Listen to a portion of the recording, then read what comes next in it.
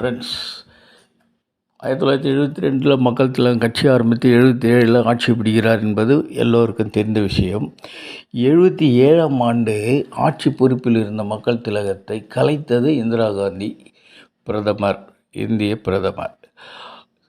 அதை செய்ய வைத்தது இங்கே இருக்கும் திமுக, அதன் தலைவரும்.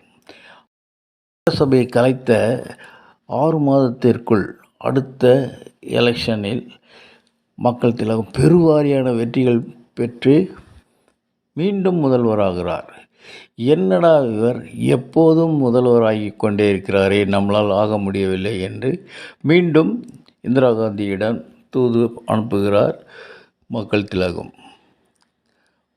முரசொலி மாறன் மற்றும் ஒரு சிலரை.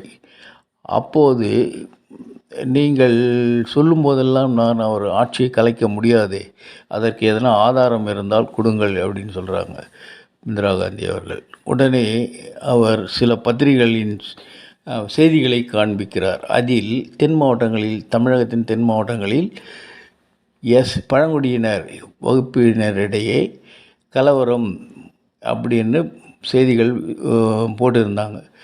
இந்த செய்திகள்லாம் வச்சுட்டு நான் ஆக்ஷன் எடுக்க முடியாது அப்படின்னு சொல்கிறார் இந்திரா காந்தி அவர்கள். உடனடியாக உள்துறை அமைச்சர் யோகேந்திர மக்வானாவை அழைத்து, நீங்கள் தமிழ்நாட்டிற்கு நேரடியாக சென்று பாதிக்கப்பட்ட இடங்களை சுற்றி பார்த்து விசாரித்து அறிக்கை தாக்கல் செய்ய வேண்டும் அப்படின்ட்டு உத்தரவு போடுறார். யோகேந்திர மக்வானா சென்னைக்கு வர்றார். சென்னையில் அவர் ஹோட்டல் சோழாவில் ரூம் போட்டு நல்லா கவனிச்சிக்கிறாங்க புகார் கொடுத்தவங்க. சரி அப்படின்ட்டு அவரும் தங்கிட்டு காரில் பாதிக்கப்பட்ட இடங்களை சுற்றி பார்க்குறார்.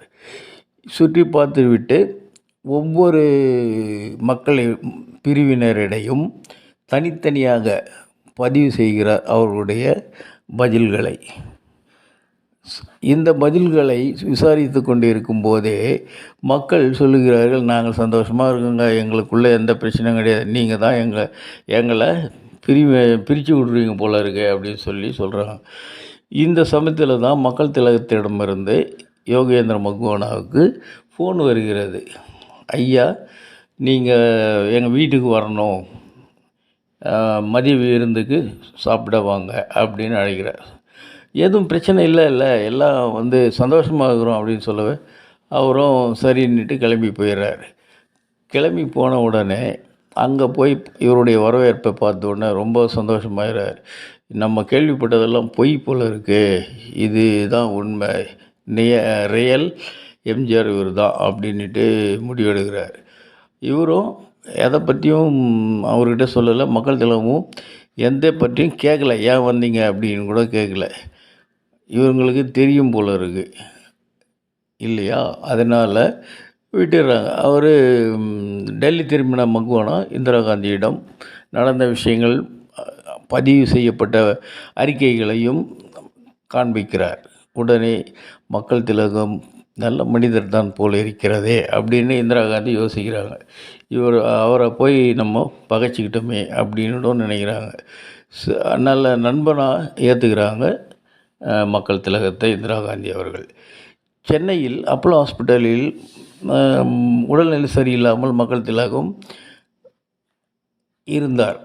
அப்போது இந்திரா காந்தி அவர்கள் தனி விமானத்தில் மக்கள் திலகத்தை பார்வையிட்டு மேல் சிகிச்சைக்காக அமெரிக்காவுக்கு அனுப்பி வைக்கிறார். அதுவும் தனி விமானத்தில் மருத்துவ உபகரணங்களுடன் அனுப்பி வைக்கிறார்.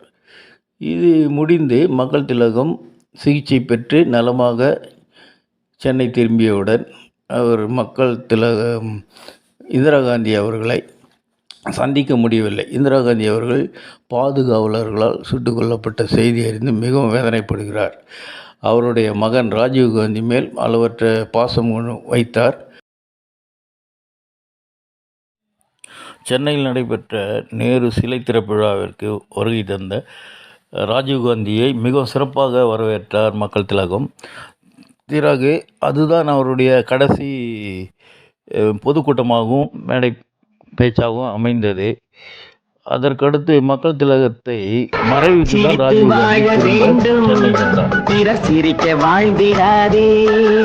சிரித்து வாழ வேண்டும் பிறர் சிரிக்க வாழ்ந்திடாதே. உழைத்து வாழ வேண்டும் பிறர் உழைப்பில் வாழ்ந்திடாதே.